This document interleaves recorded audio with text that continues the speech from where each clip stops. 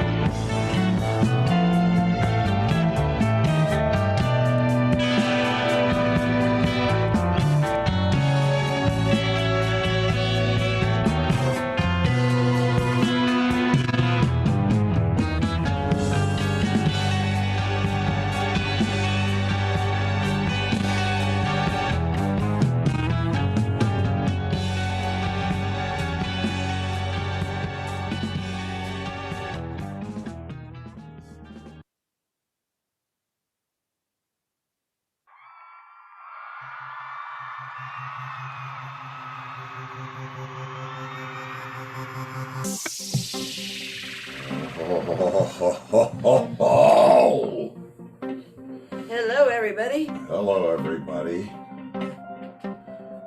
Oh, hello, everybody. Hello. That was a rather confusing collection of Rat Race choir material Very early rat race. from the studio. And what happened? Oh, the spaceship's off course a little bit, but that's okay. Because we're here. And we're waiting on Fader.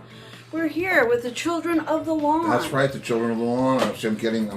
I'm growing as we speak. Why?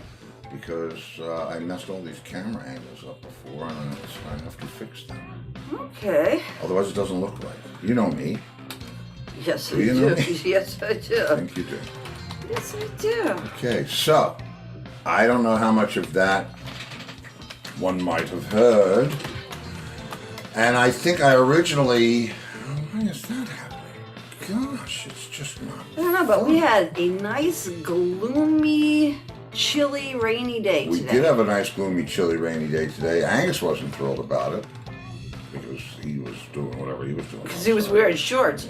Yeah, well, see, this is just so strange. I don't know why this shit's happening. Anyway, You're like sideways in your ship. I'm sideways in my ship. My ship is sideways. Everything is crazy today. This is a crazy ass day. There you go. Well, you're moving it. Yeah, I'm trying. Okay, so tell us about that music we just heard. The music that you just heard was Mike Nelson, which is the part of the Unfinished Symphony. Symphony. I never heard about the symphony. Well, you know, you can call it whatever you want. It's a song that, if memory serves, we wrote in the Hamptons, and we recorded the music, but there was never a vocal, or I don't know. You know what? It's all good, kids. Well, there was never a vocal in like those other rat race songs. Which one? Other Rat Race songs? Pythagoras. There was Skeletron. Pythagoras? Did that There's have no- words? No, it doesn't. See? I mean, but that's not. Oh, is Fader here? Because I gotta tell you what, this is starting to really make me nuts. I think he is. Hang on, I gotta fix my camera here. I told Sue that enough. she saved me. She got told me to.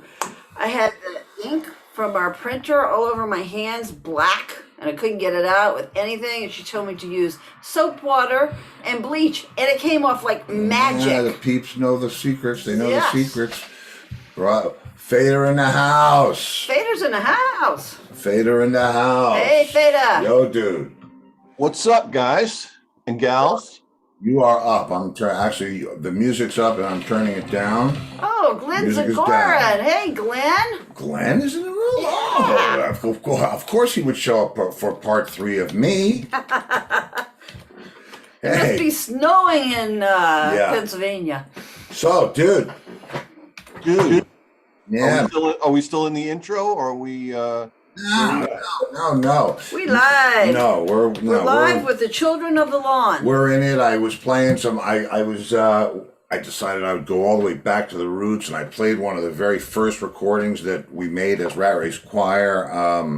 Something called Freedom that we recorded at a place. I think it was 68 or 69 in Alphabet City at JT Sound, and we just jammed. It was like just one of those, I didn't had any original material, and so we just jammed. And then some other stuff came out. I don't know. It was crazy, but I thought, let's go there let's go back to the source. All right. Well, let's talk about what. Tell me about the studio, that jam session. How old you guys were then? It was interesting. That was the original band had a different keyboard player in it, but the band that was in that recording, it was our second time in the studio. The first time in the studio was 68 in the Brill building at Warner Brothers, and the next time I think was this, probably had to be 69. Could have been late 68, but 69, Alphabet City, JT Sound. I don't know how we got the studio time. I don't know if we traded it or if Alan, because our front of house and our guy, the fifth Beatle, was the engineer Warner Brothers. So God knows what he swapped out with other people so that we could go get multi-track time. But what I do remember is when we were recording that track Freedom, what's his name? Ginsberg. Alan Ginsberg was at the session, sitting in the control room. So yeah, pretty. Cool. Yeah, so he's on his aura is on the. Now, when you guys, this is an older recording. So when you guys recorded this, even though you were recording, this was like a live recording, right? You guys were all mic'd up and going. Yeah. So it was done the old school way. It was done the real old school way. People, like there was some isolation with gobos and things. Well, there was some isolation to a point. I mean, but it was because it was a jam. You couldn't really work with total isolation, or you wouldn't feel the other guys. In it, I mean, you can hear there's a lot of. It's very much like a party song. We were just having fun. You can tell how young and energetic everybody is by the thing. It was crazy, but it was fun. It was an amazing time. It's a nice memory. Yeah, great memory, especially Alphabet City back then in the late '60s. That's a story in itself. But yeah, tell me about that. Tell you about Alphabet City. It's just a freaking, it's just a scary place. You don't want to hang out outside too long. That's all. Do you remember there was a movie called Alphabet City? Sure. Yeah, I do. Yeah. Yeah, those were. That was like what was it? What was it? In our day, Alphabet City was what 10 Mile or whatever that place is in Michigan. 8 Mile. 8 Mile. Yeah. Yes. Yeah, you're off by a couple of miles, but that's okay. Where Eminem grew up. Yeah, that's his turf. But Detroit, I guess, right? Yeah. We had Michael Bradford on the show, who was at the whole inception of the Kid Rock thing in Detroit. He played on those records, played bass on those records, played with all, he knew, and knows all the people. What was the Joe C. was. Oh, yeah. I mean, he knew everybody. Dr. What's his name? I can't even remember. My brain's Dr. Dre? No, not Dr. Dre. It was somebody else it was a Detroit thing, not an LA thing. But okay. Just, Dr. Pepper? Dr. Pepper? Not Dr. Anybody. Uncle Cracker. Oh, Humble Cracker. It takes a while. I start to hear the sparking, and then I know that it's gonna come. So. Well, you were thinking of Dr. Pepper, maybe. Maybe. Yeah. Thanks. Me out there, Ben. Yeah. All right. So let's talk about. We last few times we spoke about a lot about Rat Race in the early days of Steve and his career and everything. So let's talk about some post Rat Race stuff. Okay. Let's get into the how did you meet okay, I'm gonna let you tell the story. How did you transition from Rat Race into the Who type of situation? Okay, that's a much better story. But first, let me say this: I never answered a question that you asked me in part 2, and that you Which asked question was it? Why I thought Rat Race, the 3 bands, Atlantic, right. Why we didn't get the deal, why Rat Race never signed the deal, and I think it was the way it was supposed to be. If we want to go spiritual, but I think it was. Our management wasn't up to it. Our group as a group wasn't doing it. I don't think Atlantic saw us as a as a cohesive unit. I don't know. I mean, there were some things that went down in those times, and there's stories and things and this and that. And I know Jason a long time. I just don't. I think we were a bad investment. And I think we didn't have the management ever that could have closed it, because if we had proper management, if let me put it to you this way, if our manager was as good as everybody in the band, we wouldn't be having this conversation. Right.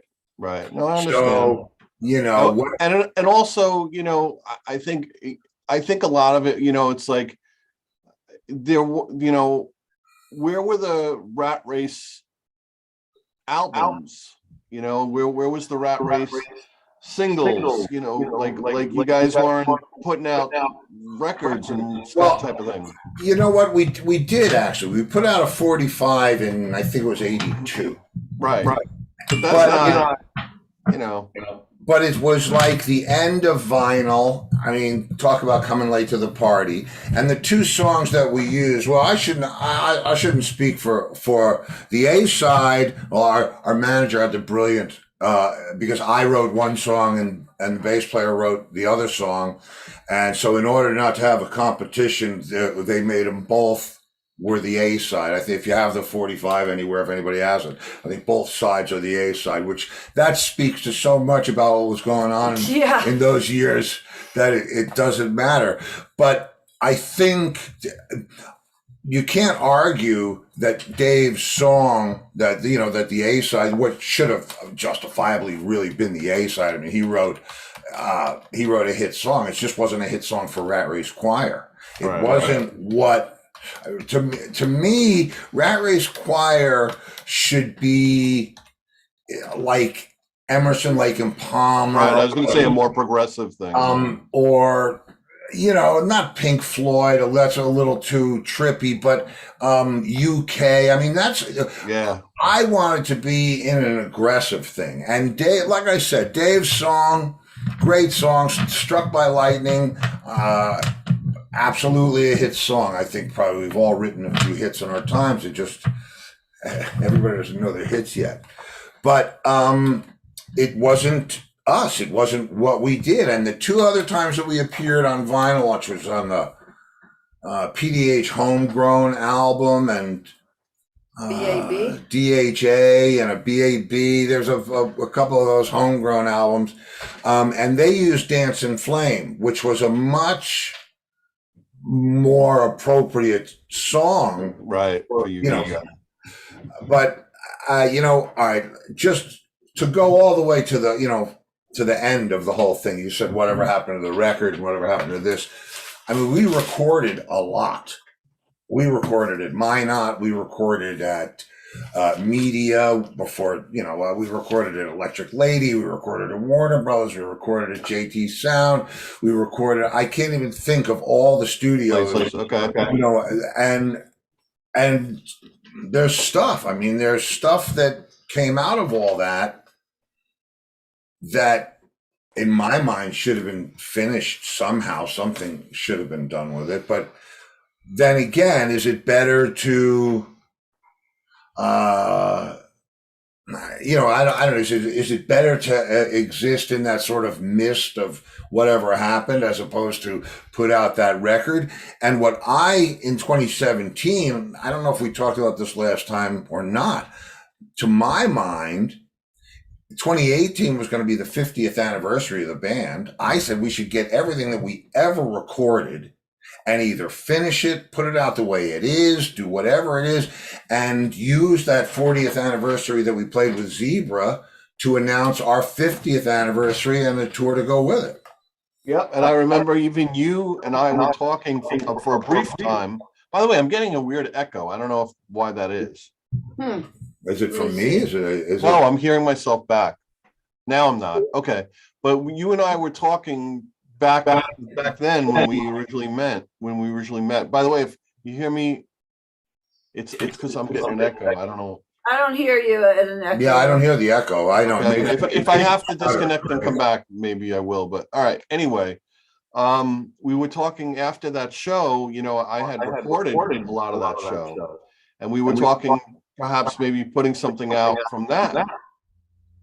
Yeah, and I actually have that, and I put it up, and there was a time. Let me just put it to you this way: there was a sweet spot of opportunity for whatever we did back then, and you know what? Maybe I'll never know in my lifetime why everything went the way it went. In hindsight, for me, I'm good with it. I'm at peace. I was happy to go and do what I did, but it's the band.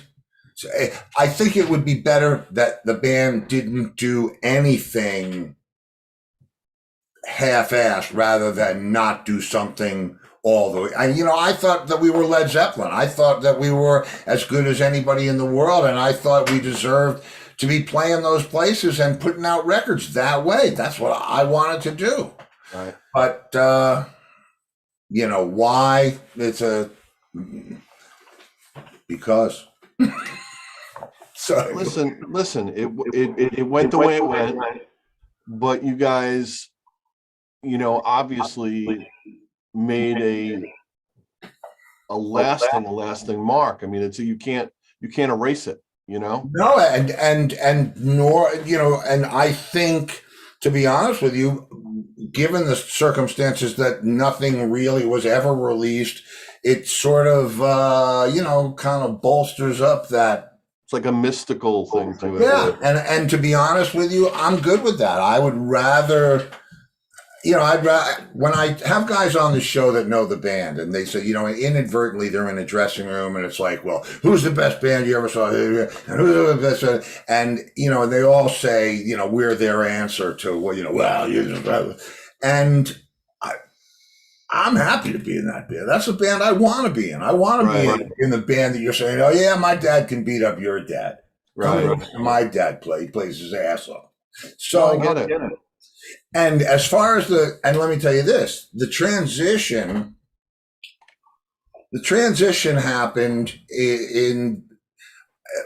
for the thing that started to fracture the business of, staying alive and making a living, was we had a keyboard player who was also a product developer for Korg and wasn't making all the gigs. And we needed, we weren't part-time guys. We were 24/7 guys. And, I can't, I got work. That's the beginning of the end. And, all due respect, in hindsight, he made the right choice. But it killed us because Larry leaves, then we get Gordon. We run with Gordon for however long that was, which wasn't very long. I think we're on the right track because we recorded with Gordon. He was writing a lot of original material. We had a house upstate New York with a cabin on it where we got to write and rehearse. It was perfect. And but Gordon, Gordon, I remember said, I took a pin and stuck it in the calendar and said, if we don't have a deal by here, I'm gone. And he stuck to it and was gone. So that's 82 maybe. And then Jack comes into it at that point and it starts to go and it starts to back up and it starts to go. And I think Jack actually recorded on that 45 that we released, which is, wow. But when we went to NAMM, I think everybody was floundering around. I had tried my own solo project with a power trio with the absolute most monstrous guys I could find. I sent you, you saw the Van Halen thing. And I love being in that band. But it was just, it wasn't meant to be. It wasn't one of those and it wasn't the right time. So 87, Joe Berger, who was also a huge champion of Rat Race and a great friend and a great, amazing guitar player. Amazing guitar player. An amazing engineer. He says, listen, I just got back from Frankfurt and I was playing with Entwistle and I told him about you guys and you should meet him. So long story short, you've heard the story. We go to Nam. I say, you want to jam? He says, anytime. And I go and take it as a license to steal. And we're now headlining at the Vic Theater in front of thousands of people. And it's that. But we really did play well. And John was in a place where he was doing exactly the same thing in '85 that I was doing. He had put together a band called The Rock with Ringo's kid, Zach Starkey, and that was a good band, but very '80s and way too '80s for John. John needed to get past the '80s into the '90s, but did a great record in '85. He gives me a copy of it at the NAMM show, and so we stay in touch. And then the following year, he asks me. We were looking to get a deal for his record because he never got a deal for it. So I said, well, we should tour. And he said, well, let's do that anyway. And we partnered up. And, after we did the Rat Race, I skipped the whole Rat Race thing. We played at NAMM. Then K-Rock calls up and says, will John Entwistle play the K-Rock and Roll Up Your Sleeve blood drive? To which I, of course, say he'd be happy to. Yeah. And sure, I knew John well enough by then. We had been talking on the phone a couple times a week and, just doing the hang. And they said, we'll pay for everything. We'll do this and that and the other thing. So, and so he came over and I said, look, man, if you're coming over, they're paying for everything. We might as well do some other gigs. And he went, all right, sure. And so that was what it was. We played some Keystone gigs. We played the Chance, where Leslie West and Rat Race Choir opened for Entwistle. Okay. Rat Race went on.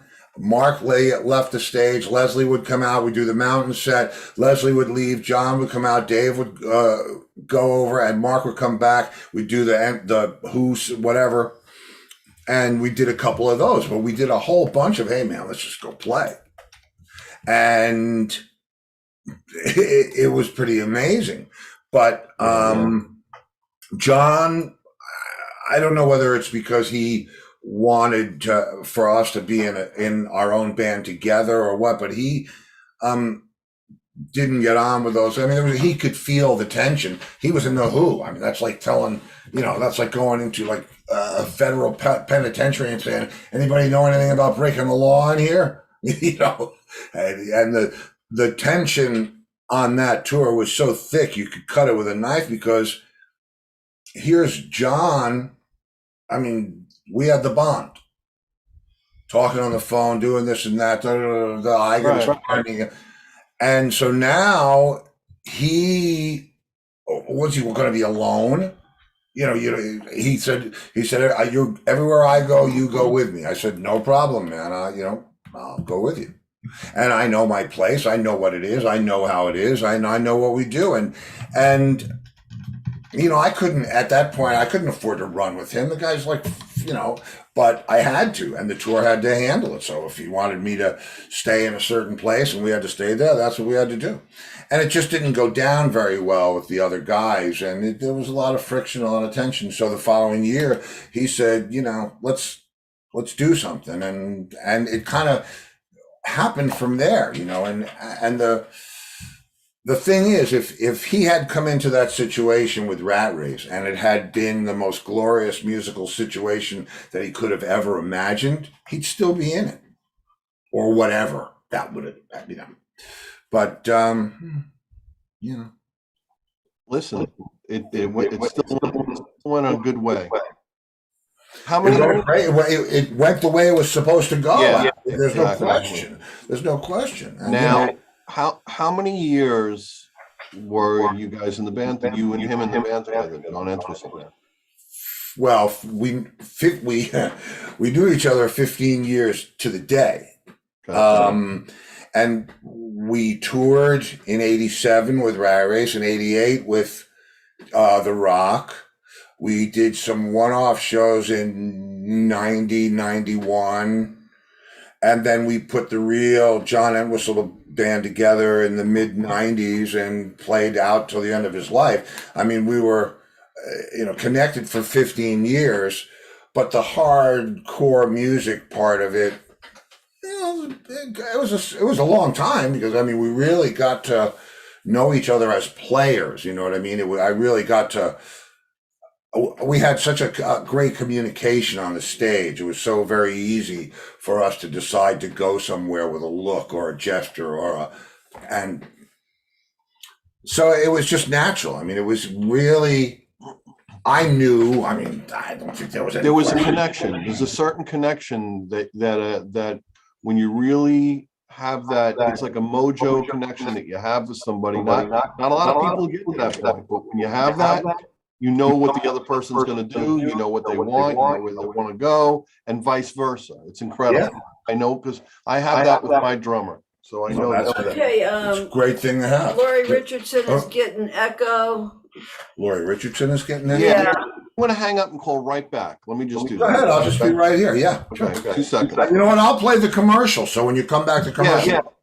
We'll be right back after the we'll be right back after a word from our sponsor. There you go. Most of you know I live in Southwest Florida now, Oh, that's wrong. and one of my favorite places to grab a bite to eat is Jason's Deli. Scott and Diana Willis have been in business here for over 20 years. The truth is, Jason's Deli has bigger choices of better food. You can eat healthy and enjoy the taste of quality ingredients. This is any better now. All right. Now I don't hear you. Because my mic is off. Oh, okay. Let me check now. 1, 2. Good. 2, 4. This is a test of the emergency broadcast system. If this was an actual emergency, You would have been instructed to tune. there's something weird going on. I don't know if it, yeah, I still hear an echo. I think it's on your end, bro. Well, I don't know what it could be. How am I coming into just through Zoom, right? Coming in fine, yeah. You come in fine through Zoom, and you bypass right. Yeah, we're good. All right. You know what? I mean, maybe I don't know. Are you? Maybe you know what, Lori? Turn your mic off. She has her own mic now. Okay. Now, do you hear it? Hey, this is a test. 1, 2, 1, 2. Hey, no. Lori. Well, so what it is I have to put her. That's okay. I'll reroute her mic through later That's right, on. I'm not talking during this anyway. Yeah, that's why. Yeah, but that's what it is because she doesn't have my mic. Randy routed me. So it doesn't matter. That's what it is. We don't need. Oh, Randy. Well, Mm-hmm. we Randy. blame everything on Randy. Yeah, he's easy, man. You can dump the whole world on Randy, and you're good. So are we in a wait? I just got echo. That's weird. Okay, are we still in a commercial or are we live? No. In fact, the commercial was like I don't know. I did something to the screens. It's been the Ghost in the Machine, and it's it's okay. But I enjoy these, man. These are fun for me with you because I know you understand what it is I'm putting back out at you. Yeah, no, absolutely. I'm still getting echo, but you know what's weird? You don't hear that? I don't hear it at all. Do you? Are you guys hearing that live? Yeah. I'm gonna switch a mic. Hang tight. Hang tight, everybody. Don't go anywhere. You can. I'm just gonna use a different mic. No, Laurie said it's much better. Yeah, well, trust me, Fader is. I mean, this is what he does. Besides that, he's a great guitar player. He engineers, so he knows signal chain. Jeff Seitz is watching, and he said the echo comes and goes. So that could just be. And Michael Newton said, yes, the echo is back. That could be the metaverse. The metaverse, Facebook. Yeah, Facebook. Roger Chaffee, no, it's still echo. Still echo from me too. Mine is echoey. I wonder if I should try. No, it's still echo. All right, let's go. Me too. Mine is echoey. See, I don't hear it. That sounds dry to me. No. That's got to be a broadcast thing, kids. I'm switching to a different mic. Okay. Okay. I wonder if. Oh, you know what? That might be better too. Check 1 2 1 2. Check 1 2. Check 1 2. 1 2 3. Hey. Hey. Brenda and When I Roger. do this, you hear that? What is that? Do you hear that? Okay, just want to make sure. All right, yeah, I don't think I'm getting the echo now, which is good. Okay, that's good. All right, so in the 90s, let's go to the 90s for a minute with John. And that's when the Entwistle band gets pretty serious. Are we writing originals at this point? Are we recording? Do we have an album? No, we have, as it goes, here's how it goes. Okay. John said, who isn't playing anymore? And I got to play and I want to play. And so we do this thing, the blood drive, and K-Rock naturally punches it all over the place. Yep. And the Who's management came to the show at the bottom line. And it was broadcast live over, whatever was K-Rock and so on and so forth. And Pete was very upset that John was doing this. And he brought John a letter. Bill Kerbesley brought John a letter from Pete that said, if you continue to play with this American band, the Who will never perform again. And I remember we almost got arrested because he lit it on fire in the hotel room and set off the alarm. Oh God. But and that's what prompted, so 88, I joined his band. We're out on the road. Pete or somebody is getting itchy because it's not looking like John, it's looking like John's sailing farther away. So 89, magical. We have the Who reunion. How do you do it? And so that kind of, because John and I for the first couple of years, we were on sort of we're on a trajectory based on our musicality. I mean, we liked playing together. You like playing together, you'll figure out how to do it somewhere down the road. But then the Who happened and the whole Tommy, that thing happened. And, then they continued to play periodically.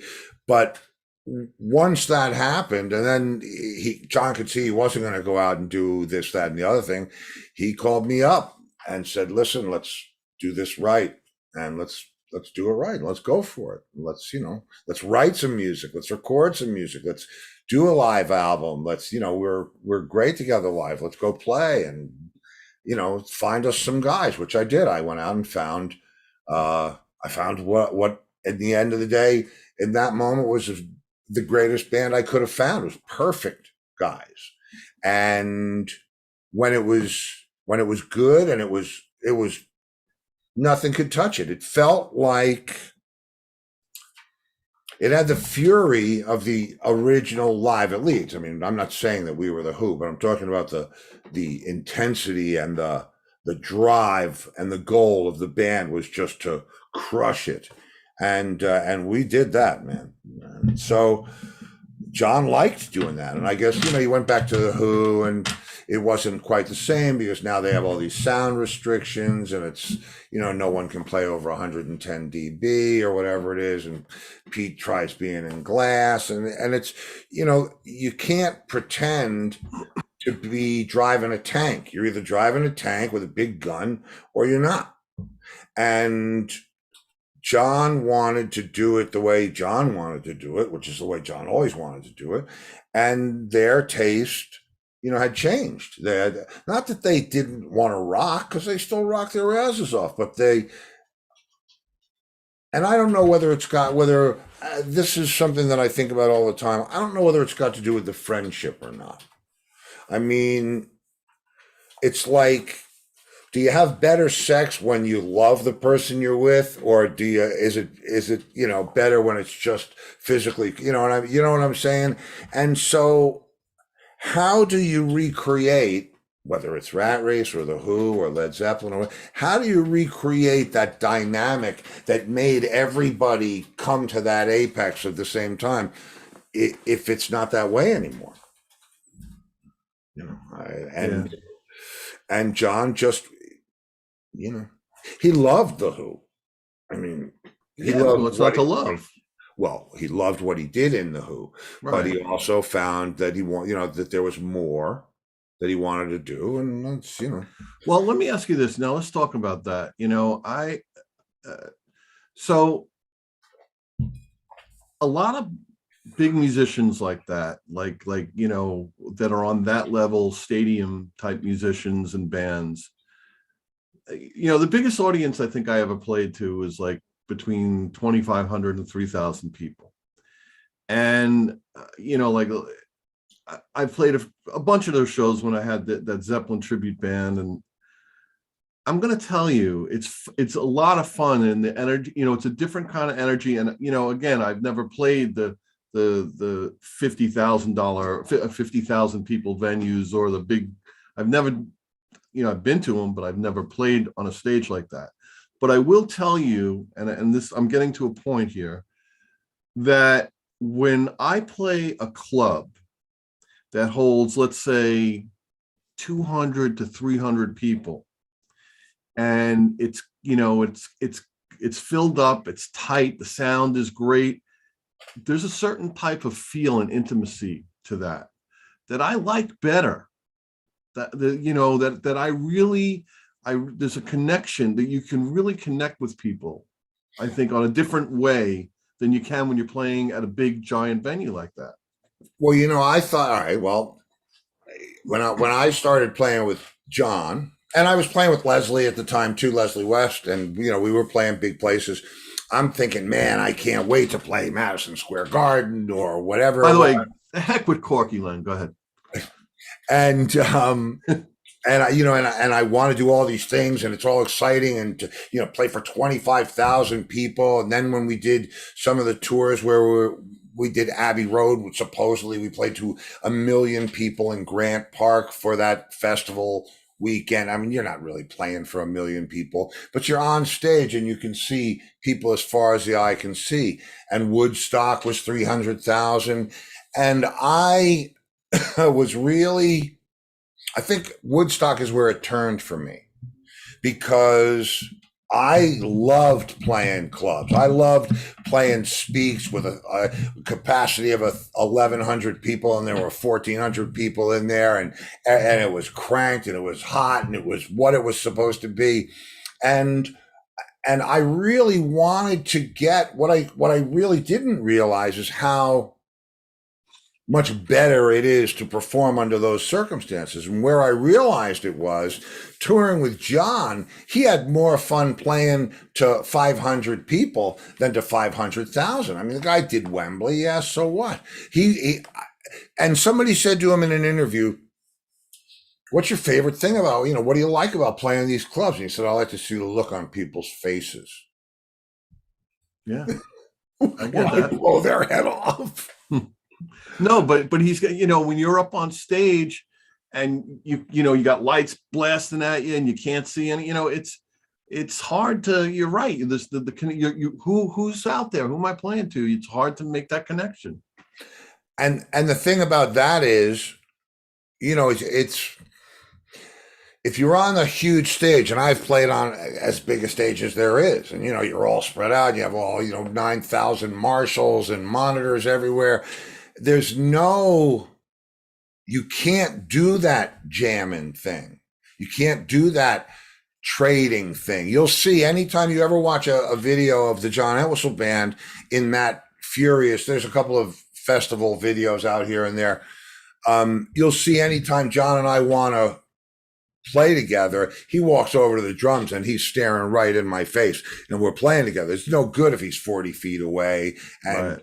And I can't see the grill cloth on his amp. It needs to be that. So, yeah. And yeah, I was excited about Woodstock. I mean, I was like, oh man, come on, John, we're playing for Woodstock. And he was right. I mean, the sound was horrible. We couldn't hear each other. We're playing against a sequence. We're doing 905, which has one of those, ARP sequences to it. Yeah. And we can't, nobody can find the time. It was not fun. It was not, that's my mom. She wants to make sure. Mommy. And playing the clubs, and just to bring that full circle, wasn't that tour, that was 99. The years that we were recording the live album, we had 2 weeks off in the middle of the tour. Okay. Agent said, don't worry about it. I'll fill it up by the time you get there. Bullshit. We're out there with 2 buses, a truck, a hotel, a whole 9 yards. And now we've got 2 dead weeks. And he's not going to fill them by Thursday. So we call home and Lori finds us places like the old post office or Juanita's Cantina. And we played some of the smallest, we played like 50 people with full gear. And they were some of the best recordings on that live album. And the funniest part of it was we play back the performance and it's no, and you'd hear like 12 people clap. It was just like, but it spoke to who John was because he didn't give a shit who was there. He was just there. He was there to rock. He wanted to play. Yeah. Yep. And, the other thing, where it went, as far as my career is concerned, I would have been very happy. John and I talked many times about what we would do if there ever came a time where we didn't want to play live or, he was only 57 when he passed away. So, we were thinking along, we're thinking there's a lot of stuff to do. And we were talking about soundtracks because we liked, after we did this composing together for a couple of years, and then Pete asked us to do the thing that he had us do, we realized that together we were a good team that way too, and that we could express ideas and we were good buffers for each other for, I don't like that idea, I like that, I don't like that. And, I thought it was, no, I never thought it was going to go here, but then that segued when it did go here. And, you don't ever, as a musician, you don't ever put all your eggs in one basket. I mean, you can do that as a kid. You can do that.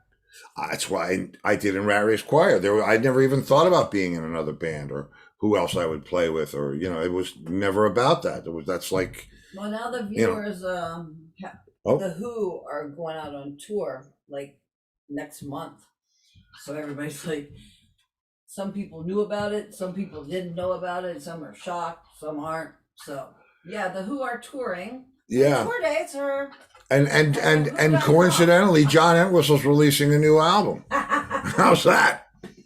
So with material that was intended for the Who. That's right. And let's talk about that. Let's talk about that. Okay, so that this is exciting. This is this has gone back and forth. These songs, they were brought up to the Who, right? Well, they were requested. I see. Oh, you know what? I'll tell you what I know from what I know, and what I know is from John. It's not like he called me up and said, "Hello, mate, can you write a couple?" Bobby Pridden is the Who's sound man. He's the, not always a front of house guy, monitors, whatever. He's the guy who invented side fills for all intents and purposes to combat John's and Pete's volume for Roger. And Bobby came up to me and because we mixed that record there, the Vampires record, and he said, Pete would like a copy of your new CD, right? I'm not asking John, asking me. So I said, okay, no problem. I get him one, right? And I don't remember how much time goes by because I'm not really thinking about it. But Bobby says to me, Pete would like you guys to write some songs for the upcoming Who album. And I'm thinking to myself, what? And so then John, I don't know if I want to have this conversation in front of, I'm like, what? Like staggered. And John comes to me later and he said, yeah, Pete listened to what we wrote, what John and I wrote. And he said we could submit 7 songs and they'll use up to 4 if they're good. So I'm like, okay. There you go. And it's one thing when you write Who songs or you think you're writing Who songs on your own, right? Because before I went to England to record the demos with John, we had a couple of months on our own. It was before 9/11, so that's the way because I was still home and I was writing, my shares of whatever I thought would be good parts for a Who song and little lyric things here and there. But we didn't really get into it until I got to England, which was after 9/11. And you can think you're writing songs for the Who, but when you do it with John Entwistle, it's like, of course you did. I showed him one of the songs that'll be on the collection is a song called "Where You Going Now," titled by John. He came up with it. I showed him the chord pattern. He played the bass part, and he said, "Well, let's write it about a bloke who's gone as far as he can go." So we did, and I had the chords. I had the A section and the B section. He wrote the C section, but the bass part that he put to what I played made it.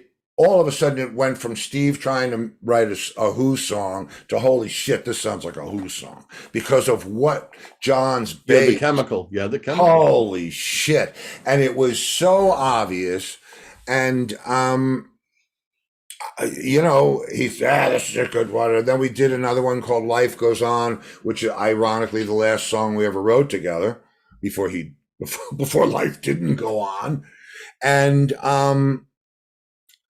they never did that album, so they never got the stuff. I mean, Bobby got the stuff, but I don't know if he gave it to Pete or not. And I never bothered to follow up on it because it was just a fait accompli at that point. But when I went to England to do the interview with Pete for Ox's Tail, I brought a copy with me because I said, you know what? He should hear the songs. He should hear it. He should have the right to know what John did at his request, what we did at his request. Right. And so I gave him a copy. He said, thanks for this. And we never talked about it again. So at this point, I said, you know what? Let's put out what we were doing. I mean, let's make a historical document. I don't just want to scrape the bottom of the barrel for songs that we didn't release and, put out like the 9th Jimi Hendrix album. I want to, put out the gems that are hiding. Yeah. And because it's more about John. I mean, it's John's musicality. It's right. And I'll tell you what, that was evidence to me over the years in so many just amazing ways. I mean, just how he thought, and even Pete said, he he was the genius. He said, I wouldn't have done it without him. I couldn't have done it. Well, and you say that, and now, John is one of those guys that it doesn't matter who he's playing with. As soon as he picks up his instrument and he plays, it's him. There's a feel, there's a touch to his, there's a style. It's like Jeff Beck when he picks up a guitar. It's Jeff Beck, and there's no. Why is it that so many people want to do that but they can't? Well, yeah, but you see, you shouldn't want to do that. You should want to do your thing. I understand that, but you know what I'm saying. Like I'm talking about the kid who wants to be, who's starting out and wants to learn. And listen, we all pick up. I feel over the years I've definitely developed my own style. I'm not the greatest guitar player in the world, but I can play. And there's a gamut of from Hendrix to Page to Eddie Van Halen to Jeff Beck. I mean, it's all in there. Big influence to me was Zappa. I mean, so it's like, and they all, if you listen to my stuff, you'll hear all of that, and it's not. I feel I've gotten to the point where you don't listen to it and go, oh, he sounds like this or he sounds like that. I feel I've gotten to the point where when you listen to it, you can say, oh, I hear some influences in there, but definitely. Yeah, you'd be lying. I mean, that's how we learned. We learned from the guy next door. You know what I mean? That's how the language was passed on. But who the hell did John learn from? Because I don't know anybody who sounds like him. Well, I don't know another bass player that sounds like I'll him. tell you the two only influences that John would ever admit to really were Dwayne Eddy, because he liked it, he loved that, Right. and James Jamerson. Wow. But because he of those melodic Motown bass lines. Yeah.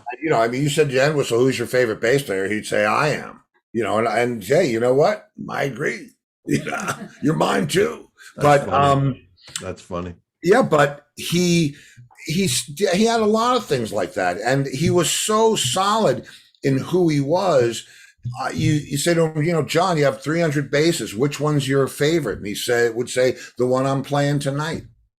That's who he was. I mean, he was about today, The moment, and tomorrow. I mean, that's so many times. I mean, we got so many He was such a gadget freak. I'll tell him what he did with the ashtray on the freaking. Oh God. Okay. He didn't think this one out too. We're getting ready to. We had more fun for months planning for the tour. We'll draw this, and we'd send shit back and forth, and we'd write, jokes, and it was like, two kids out of school for the summer. Let's just go nuts, right? Okay. And so he says, wait till you see my rack. And I said, well, why? What'd you do? He said, I had something very special installed. And I said, really? What is it? And he said, I'm not telling you. So we're rehearsing. We all show up for a technical day of rehearsal, which is when they you first see your gear for the tour. And I said, where's this thing on your rack? And he takes me over to his rack. Now, you remember when you were a little kid, the bench seat in the front seat of the car, and in the back seat of the car was the ashtray that did that. Yeah. You know what I'm talking about? It popped out a little bit, right? He has one of those installed on the side of his rack. Except he had it installed on the left side, which means it's up against the amps and he could never use it. What's that about, man? Poor planning. Oh. That's funny. Yeah. I mean, That's funny. And I'll tell you what, I think our band for him was an opportunity to get back to that old mindset before it turned into, corporate this and whatever. And, and it was tough to get him to write at first. It was tough to get him to do anything at first. Because he was so fractured by circumstances. It doesn't matter what they were, whether they were his circumstances. He was not going to trust anyone very easily, which is why, I once he finally realized I wasn't going to screw him over, I got to do everything, whether I liked it or not. So, it was a play. We had a. And that's that's all that matters. It's the moments, It was a gift. It really was a gift. I mean, the guy was. It's amazing being able to peek behind the curtain and see, when you think of John Entwistle, the iconic guy, not, John. Right. Think of the guy that's stoic, put together, just the rock star. Right. And to come to know him, As a friend. Yeah. As a friend. Yeah. I mean, but sometimes, and this happens to me too, and I know where you're getting at. Sometimes this guy has become your friend, you're close, you're buds, and then you're hanging out, and then you say to yourself, but wait a minute, this is John Entwistle. Right? Yeah. Yeah. But he does, I mean, anyway, I mean, that was never anything that ever, that was never a thing. We never had that. In fact, I'll tell you a very funny story. And Lori was there for both of them. For some reason, we were in Peekskill, New York, right? We were rehearsing in New York, and we were at the place in Peekskill where the motor vehicle department is, and there's a little sandwich shop. Yeah. And I'm t-shirt, jeans, and sneakers. That's my uniform.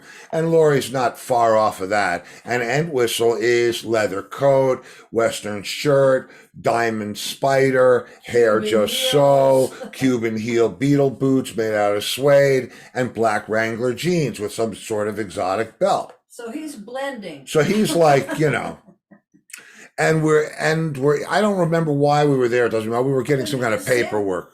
Yeah, we had. Yeah, had to get paperwork, visa, or some kind of There shit. was a travel agency in there. That's right. And so we go into the deli, and John, it's like it's Right. He didn't know what to order. he didn't know what to order. He said, he we said, what do you want? He went, I don't know. I don't know. I What are don't you know. I gonna don't have? know. What are you gonna have? I said, well, I'm gonna have a sandwich. A ham sandwich. So I'm gonna Okay, have. I'll have that too. Okay, I'll have one of those too. And I said, What do you okay. want on it? What do you want on it? He said, what do you have on yours? I Because said, he's "Oh, like there's a-" never ordered a sandwich in a Right, deli so- before. So we're in this deli, right? We're in this deli with, us two and the glaring spotlight. And somebody stands outside the deli and goes, "Oh my God, I can't believe it. I can't believe it." And John's like getting all puffed up. The guy walks in and he goes, "You're the drummer in Rat Race Choir." And John was like, "What?" That's great. That's And then great. it happened again. And it happened That's again great. in That LA. is great. It happened again in LA. We're talking to Mario We're at the out front at the door Rainbow. at the Rainbow, right on the strip. Yeah. And this Billy Idol, spiky hair looking dude does the same thing. "Oh my God, I can't believe it's you." And John's sure that it's for him this time, right? I mean, Oh. it's always for him. Yeah. And the guy goes, "Rat Race Choir, you guys are my favorite band, Led Zeppelin." Blah, blah. And John, Yeah, it- I think John thought we were paying people. right. So, yeah, it was funny. I wouldn't even tell those stories if she wasn't there, Yeah. but That's it was, hilarious. and it was hilarious. It was. You guys must have really laughed about that. Oh, we did. We absolutely And did. John had a hard time pronouncing his R's. Yeah, John had, John wanted his teeth to be perfect, so he had all this work done, but it made him have a problem saying R's. Rat So we Race were Choir. rat race choir, Rat race. rat race. Oh, God love him. Man.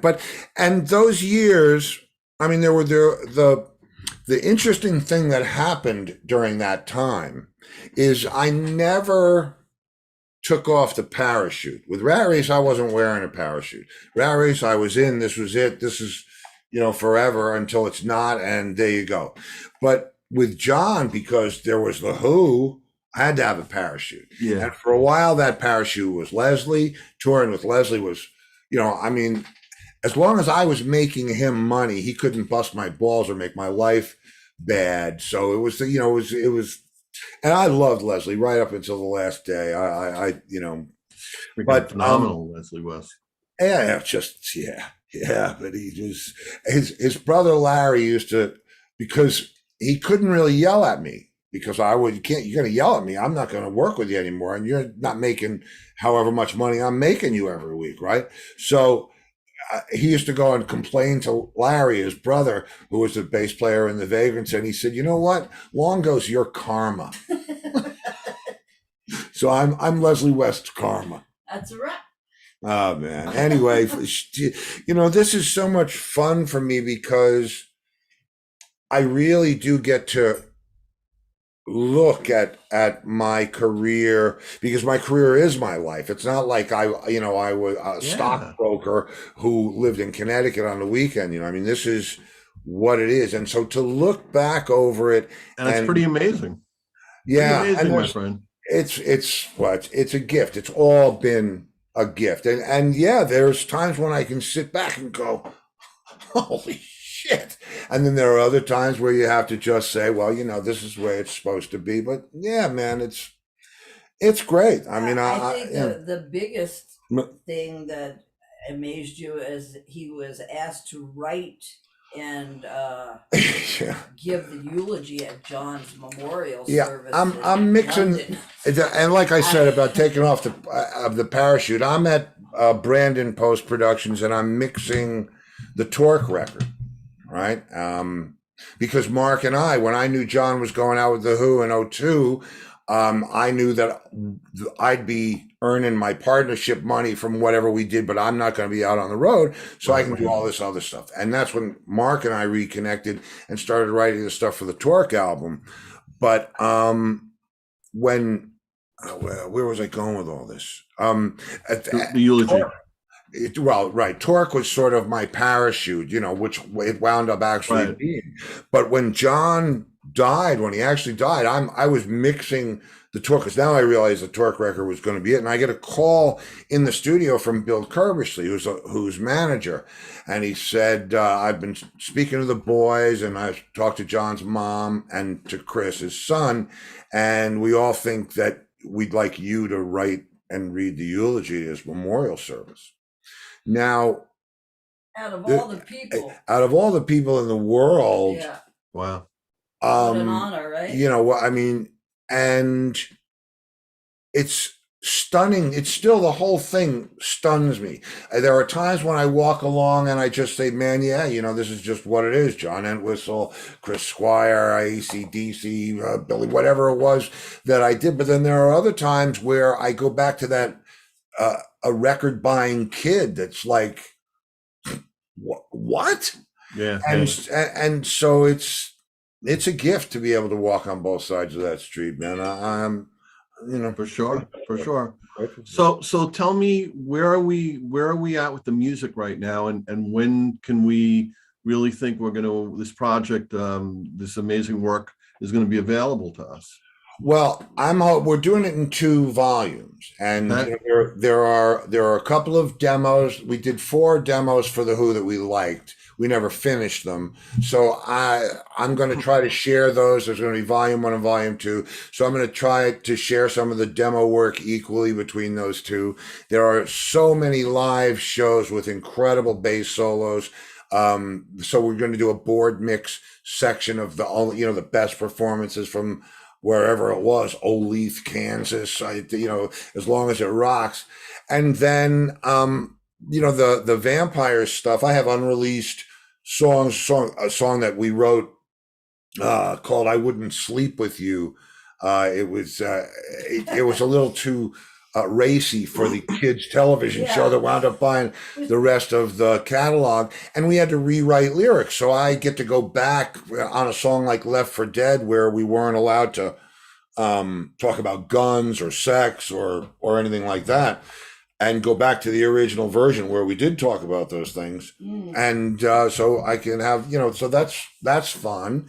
And like I said, there's a couple of things that we never released, and different mixes of stuff. It's going to be fun, and it's going to give people a real insight to John as a musician, because yes, he should absolutely be remembered as the iconic bass player of one of the great British invasion bands of the 60s, but he should also be remembered as his own artist. I think he should also be revered for his contributions to music and playing music and the sound and so on.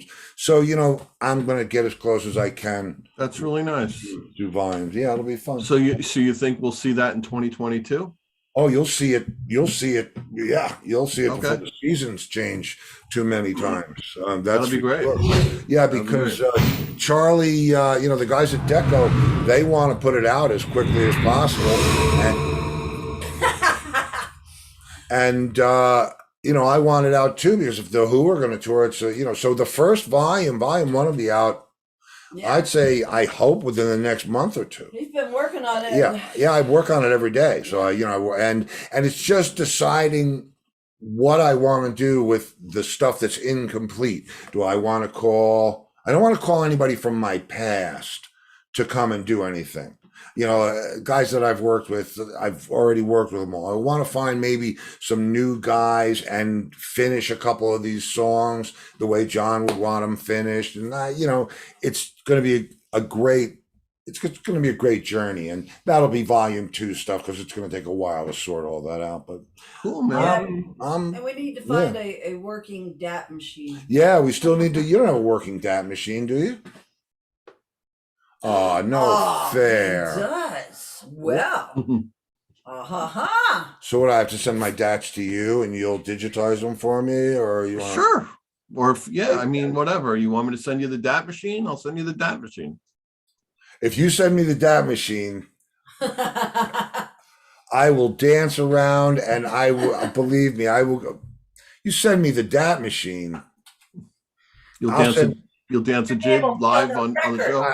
I'll, Your name will be on the record. Well, your name will be on the record anyway because you helped me with so much stuff in my studio. But yeah, man, I'll give you a credit, and I'm not doing it for that. I know you're not doing it for that. It's just fun for me. Okay. I'd love to share because this is, to my mind, unless somebody else has some unrecorded stuff of John's, you're not going to hear anything else. So this is a punctuation, and it's not meant to define his career or take the light. It's about the guy. You know what I mean? It's even Mozart had a band.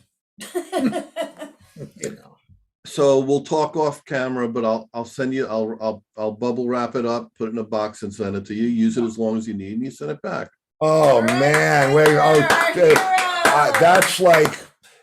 Oh wow! I can't even tell you how that. I just got to chill, bro. That's amazing. 3 of them that don't work. I have a DA. I have 4 of them that don't work. I have a DA30. I have the Sony, the Panasonic, and the Sony DAT Man. Little DAT. Yeah. You know, do you remember the Sony that came out that it had 2 parts to it? The gray one, one of the first ones that came out. It was a studio unit. I paid like $4,000 when it came out for it. I remember. And it lasted 10 years, and then you know, this thing I bought I know exactly when I bought it. It was 1995. I bought it from Sweetwater. It's a Fostex. Oh. Does it? And Sure it works. And it works? Yeah, yeah, it still works. I mean, it might be, you know, I don't know where the remote is, but you can do everything. I don't need the remote. I need play to work. Yeah, Play and the digital out and record on. As far as I know, it works fine. You know what? Before I send it, I'll open it up and I'll clean everything, and it works. Studio instrument rental place. I went to I take out my DA30, right? You know the Tascam, good machine. Take it out, dead. I find another one. I find the Panasonic. I put that in, beautiful machine, dead. I said to somebody, man, do you have a DAT machine? I'll send you a DAT machine. They send it to me. I plug it in, dead. I call up the equipment rental place down here. If you ever need gear down here, there's only one place to go, and that's Tektronix. Yeah. So you guys got a DAT machine? Absolutely, you have a DAT machine. Come on and get it. I come down, bring it home, dead. Yeah. Yeah. I don't know. I'm starting to think maybe I shouldn't send you my DAT machine. Well, apparently they died before they ever got to me. You have to use things. Yeah. Obviously, have to use I'm gonna make sure. Well, I don't use it every day. You know, I mean, it's not like we use DAT machines every day. But here's what I'm gonna do. I'm gonna make sure I'll make sure it's working, and I'm gonna open it up and give it a good cleaning before I put it out to you. All right, later, man. That's awesome. I mean, I'll send it back to you in a road case. I'm not worried about that. Oh, I'm stuck now. By the way, you're better off shipping. You know, road cases are not as safe as bubble wrapping and putting in a box. Oh, I know. No, I meant bubble wrapped and put inside a road case. I sent a rack of gear when I was doing the Zebra album DVD. You know, for the DVD we were recording at the House of Blues. Yeah. And I remember I had sent a rack of gear down there, and it had, you know, it was in one of those racks with the shock things and everything. Yeah. The whole when I got down to New Orleans and I open it up, half the rack is like bent like this. I'm like, what? Yeah, believe me, I hear you. Yeah. I've had too many experiences with gear. I blame Guy Gelso. I blame that Guy Gelso. Really? Yeah. Oh, tell me that. How'd that happen? No. Oh, well, I don't know. I sent it to his house. Oh, well, that's enough. That'll do it. Yeah. One of our viewers, or one of our children of the launch, before you even said that, she said, pack it super well and double box it. Hey, no, believe me, Sulicente said that. So there you go. Yeah, no, I'm good. I got that down. Later. Well, then let me tell you this. And she said UPS sucks. Whenever I get the DAT machine, The album will be out probably 30 days after that because there's really So nothing to do. It'll go out this week. Call me tomorrow, I'll call you tomorrow. and we'll do it. Cool. Yeah, if I knew you needed it, all you had to do was ask me. I don't. I guess what? I just asked you. And thinking about it, it'd be silly for you to send the DATs here because I wouldn't know. Yeah, and there's hundreds of them. Right. I've got board mixes from every show. I've got mixes from. Thank you. I mean, you are man. Believe me, this is huge. Anything you want me to shout out on the record jacket? Send it Rocket Cargo. Rocket, yes, I still have those stickers all over my stuff. That's what Jeff is saying. Yeah, Rocket Cargo is great, but no, it's if he sends it, Vader knows what to do. Yeah, he knows. I've toured. I'll be able to do it. Yeah, you have. Okay, You have. Okay. So I tell you what, at very least, I owe you some drum tracks. You just let me know when you want that. Dude, I'm gonna listen. I'm gonna put you to work. You don't worry. I know how to collect. You don't worry. We're gonna, listen. Hopefully we'll get out of this pandemic in the next year, and we'll figure it out. Well, they say, what they say in general. They say pandemics usually last 3 years, and I know with every variant coming out, it's losing its momentum. Hopefully, praying. So Well, that's what Larry says. My bass player, the doctor, says that it's that he thinks 6 weeks you're going to start to see the difference in a positive way. So I hope so, man, because I want to play and I want to do stuff, and I've got that stuff. Yeah, we want to get back to living, and people not fighting and this, and it's like it has definitely affected so many people mentally. On top of people getting sick and dying or getting very sick and that whole thing, the mental aspect of this pandemic, what it's done to our youth.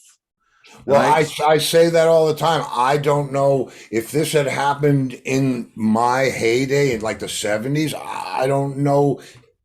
I can't even imagine that. And I feel so terrible for like Angus's kid and these kids that are going to school and they're trying to learn and they want to, it's just insane.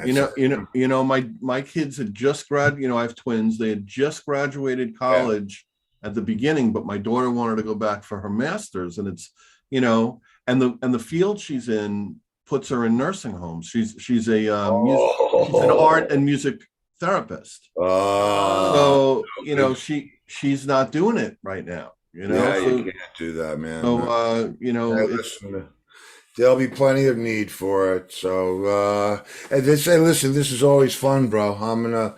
It is fun, and it won't be the last one, dude. Well, we're gonna do. I know this is. I've got plenty. Believe me, there's so much in there, and I love digging it out. So let's have some fun. And the viewers are saying Fader is the man. Oh, wow. Fader is the man. There you go. All right. So I think we should end it on that. Yeah. So we'll end it on a high note, man. There we go. All right, and you guys are the man too. All right, we're all the mans. And we'll all be the man. We'll be Chico and the man. But this is always fun. I love you guys. Fun for me. I love it. I believe me. I love it, and it's. Oh goodness, they're already asking for part 4. Baby. There will be. There absolutely will be. Yes. And there'll probably be a part 10. So don't worry.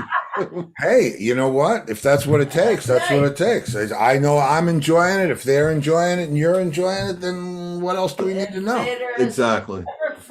Good stories, good times, and man, we like you said, man, it's the moments in life, and this is a great moment. Yeah, a great moment, and there's the sound bite for that one. Thank you. All right. Thank you. All right, we'll see you soon. All right, real soon. I'll call you tomorrow. You got it. Take care, everyone. Good night. Bye-bye. Wow, Fader is the man. Oh man, you guys are going to have a record before you know it. Yeah. Because my biggest dilemma has been, how am I going to transfer all these masters that I have? Right. And 2-inch tape, forget it. I'm not doing anything with that.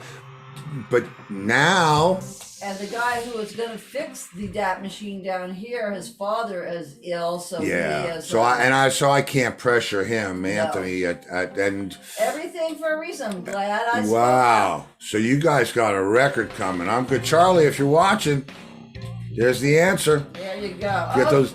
Thank you, Larry Richardson. Oh yes, you know. Mega. See, look at this. This is. I don't know what happened to all my stuff. It's all. Thank you, Michael. Oh, thank you, Michael. But they're all like tiny. Oh, well, we'll fix them for tomorrow. Okay, so people, children of the lawn, Oh wait, Children of the Lawn. tomorrow night. Do I want to show them their new chairs or no? No, we will. Tomorrow night, during Anything Goes, we will have their Oh names right, okay, on yeah, them. okay, all right, yeah. So we'll okay. Oh, wait.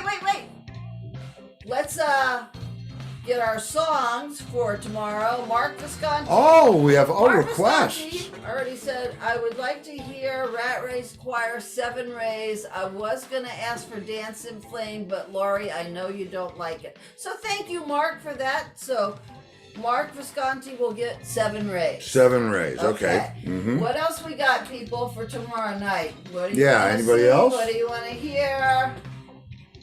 Got you all some nice chairs too, by the way. Yes, which we This will is- preview. We will premiere them tomorrow night. Thank you, bro. Yeah, we'll Okay, premiere the new well, chairs tomorrow you know what I'm night. saying? It's Trick of the Light or Success Story, Michael Newton said. Well, didn't we just play Trick of the Light, or did we? Yes, we did. So Success Story? Yeah. All right, Success Story, you got it. Okay, Success Story. All right.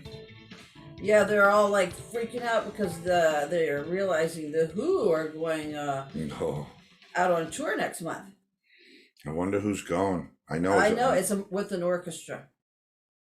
Oh, It's going to be Zach. It's not Pino. no, Pino's playing with I think my cousin Ricky. It's Billy. Pino's playing with Pino's playing with John Mayer. Oh, that's right. Billy Nichols is going to be the backup singer. One backup singer? There's going to be 2 keyboard players, and it's not. Is Rabbit dead?